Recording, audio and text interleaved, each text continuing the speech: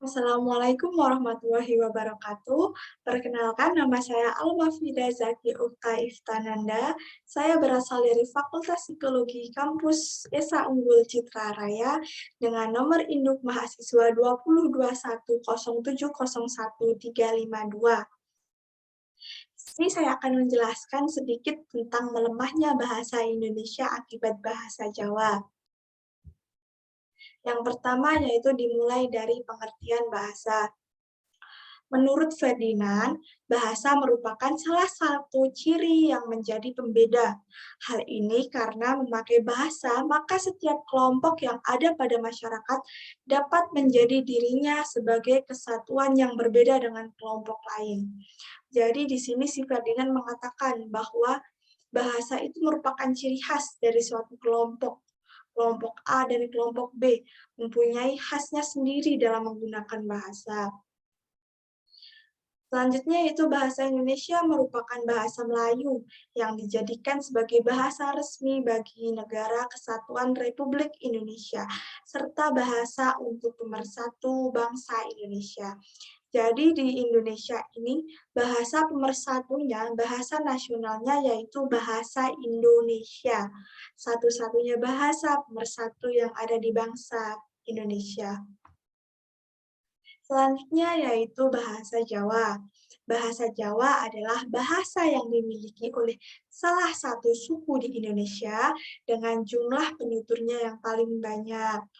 Jadi di antara ribuan suku yang ada di Indonesia, suku Jawa merupakan pemenangnya, yaitu penuturnya yang paling banyak.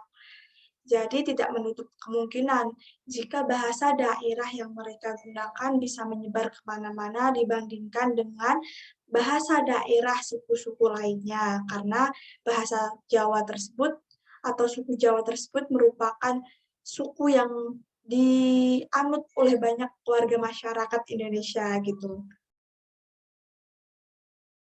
Selanjutnya yaitu melemahnya bahasa Indonesia.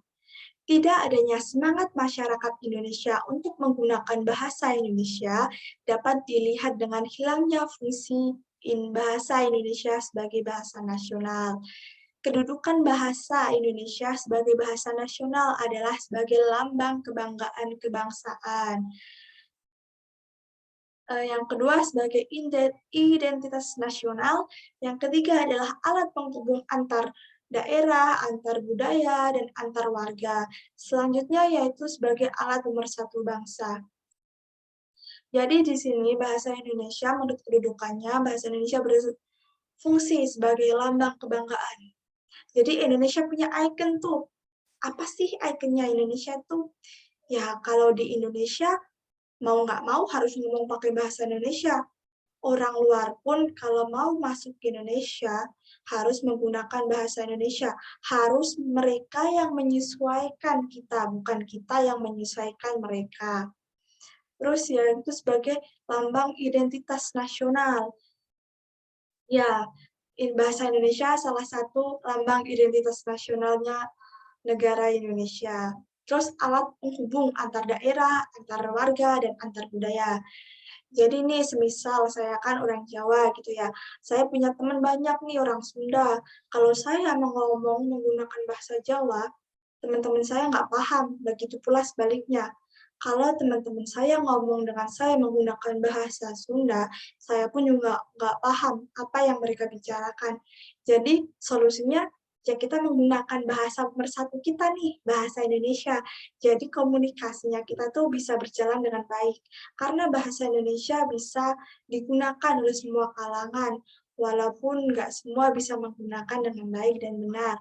Tetapi setidaknya mereka bisa berkomunikasi menggunakan bahasa Indonesia.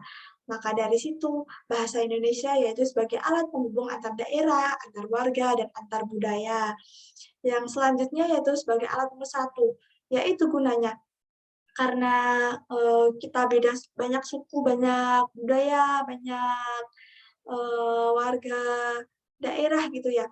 Satu dengan satunya kan beda, antara satu dengan yang lainnya kan beda gitu ya. Jadi apa sih solusinya gitu agar kita tuh bisa bersatu, nyambung satu sama lain. ya menggunakan bahasa Indonesia agar kita bisa saling paham apa sih yang mau kita komunikasikan. Jadi bahasa Indonesia sebagai alat pemersatu. Yang selanjutnya yaitu faktor-faktor yang mempengaruhi lemahnya bahasa Indonesia. Yang pertama disebabkan oleh faktor lingkungan dan sosial. Di sini menurut saya faktor lingkungan dan sosial yaitu sangat besar pengaruhnya terhadap melemahnya bahasa Indonesia. Sebagai contoh, karena banyaknya orang Jawa yang bertransmigrasi ke daerah yang berada di Indonesia, maka tidak menutup kemungkinan bahwa bahasa Jawa yang digunakan itu juga banyak di berbagai daerah. Contohnya saya berada di daerah Tangerang sini, tapi di sini banyak orang Jawa yang menggunakan bahasa Jawa. Jadi di sini banyak orang yang transmigrasian gitu loh, anak rantauan gitu ya istilahnya. Jadi komunikasi yang digunakan di sini itu bahasa Jawa, walaupun saya tinggalnya di daerah kota gitu ya, di Tangerang, tapi bahasa yang digunakan tetap bahasa Jawa karena lingkungan di sekitar saya itu merupakan lingkungan orang-orang Jawa. Jadi mau nggak mau harus ya, saya menyesuaikan dengan lingkungan saya yaitu menggunakan bahasa Jawa untuk berkomunikasi dalam kehidupan sehari-hari. Yang kedua yaitu faktor pendidikan. Semakin sedikitnya pendidikan yang kita peroleh, maka kesadaran akan pentingnya bahasa Indonesia pun juga semakin melemah. Jadi, kalau kita kurang mempelajari akan pentingnya bahasa Indonesia, maka ya itulah yang akan terjadi. Bahasa Indonesia akan tergeserkan atau terlengserkan oleh bahasa-bahasa daerah lainnya. Yang ketiga yaitu faktor perkembangan teknologi informasi dan komunikasi. Jadi karena perkembangan yang sangat cepat ya, informasi dan komunikasi apapun dapat kita peroleh dengan cepat dan dapat diakses di mana saja. Seperti akhir-akhir kemarin yang sempat sangat viral dan booming di mana-mana yaitu lagu yang sering dibawakan oleh almarhum Didi Kempot yaitu lagu Campur Sari atau lagu Jawa-Jawa lainnya. Nah, di situ orang-orang pada awalnya tuh nggak mengenal itu bahasa Jawa. Dengan adanya lagu, terus lagunya booming gitu kan, naik daun gitu ya. Terus orang-orang pada penasaran tuh yang kata zaman anak sekarang tuh lagu ambyar gitu ya. Karena itu booming, viral gitu, mereka penasaran, ih apa sih arti dari lagu ini gitu kan. Padahal lagu-lagu tersebut menggunakan bahasa Jawa. Jadi secara tidak sadar, mereka sendiri itu mempelajari bahasa Jawa.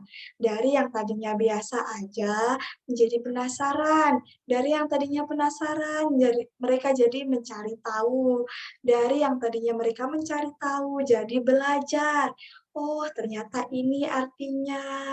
Oh, ternyata gini maksudnya. Nah, di situ secara nggak sadar kita telah belajar bahasa Jawa. Padahal belum tentu kita sendiri mempelajari bahasa Indonesia dengan baik dan benar. Selanjutnya, penyebaran bahasa Jawa di berbagai wilayah. Bahasa Jawa tersebar luas ke berbagai penjuru Nusantara, bahkan penjuru dunia. Selama Perang Dunia hingga Perang Dunia Kedua, banyak masyarakat dari Pulau Jawa yang dikirim untuk bekerja secara paksa di perkebunan milik Kerajaan Belanda. Hal ini dilakukan Kerajaan Belanda mengingat Kerajaan Belanda mendapat kerugian yang sangat besar selama masa perang. Hal ini menjadi salah satu faktor utama yang menyebabkan pemerintah kolonial Belanda yang menguasai Hindia Belanda atau yang sekarang disebut dengan Indonesia mengirimkan pekerja secara besar-besaran. Selain itu, pemerintah Hindia Belanda pada saat yang hampir bersamaan juga melaksanakan program transmigrasi. Hal ini dilakukan mengingat Pulau Jawa merupakan pusat kekuatan pemerintah Belanda pada waktu itu membutuhkan mobilitas yang cepat, akan tetapi populasi yang ada di Pulau Jawa begitu besar. Masalah ini tentunya akan sangat berpengaruh pada proses pertahanannya dan juga mobilitas perdagangannya. Transmigrasi juga dijalankan oleh pemerintah Hindia Belanda, menyebarkan penduduk ke Pulau Jawa ke seluruh Nusantara. Hingga saat ini pun masih banyak masyarakat yang menetap dan membentuk perkampungan di daerah tujuan tersebut. Jadi pada waktu itu, pada zaman dulu gitu ya, orang-orang Jawa disuruh kerja paksa tuh, disebar sama Belanda gitu ya, disuruh bekerja di sini, di sini, di sini gitu. Jadi banyak tuh orang-orang Jawa yang menyebar kemana-mana. Di saat itu pula tuh hampir bersamaan dari Pulau Jawa ada yang namanya program transmigrasi. Karena saking padatnya penduduk Jawa gitu ya, maka mereka dialihkan ke pulau yang lebih sedikit penduduknya agar lebih longgaran gitu ya. Jadi dari orang Jawa disebar ke Pulau Sumatera gitu. Ke Sumatera entar mereka semakin banyak orang Jawanya, ke Kalimantan, orangnya semakin banyak gitu ya. Contohnya yang sering kita dengar yaitu di Jawa Lampung gitu ya. Kenapa disebut dengan Jawa Lampung? Karena pada zaman dulu orang Jawa sebanyak saking banyaknya orang Jawa yang bertransmigrasi ke Lampung, jadi mereka membuat sebuah kubu sendiri tuh di Lampung dengan disebut dengan Jawa Lampung, Lampung Jawa gitu ya. Jadi di sana tuh emang orang-orang Jawa yang bertransmigrasi ke Lampung hingga menyebarkan bahasa Jawa. Bahasa yang digunakan di Lampung tuh sebagian besar jadinya bahasa Jawa karena saking banyaknya orang Jawa gitu. Oke, sekian yang dapat saya sampaikan mengenai melemahnya bahasa Indonesia akibat bahasa Jawa. Saya akhiri. Wabillahi taufiq wal hidayah. Wassalamualaikum warahmatullahi wabarakatuh.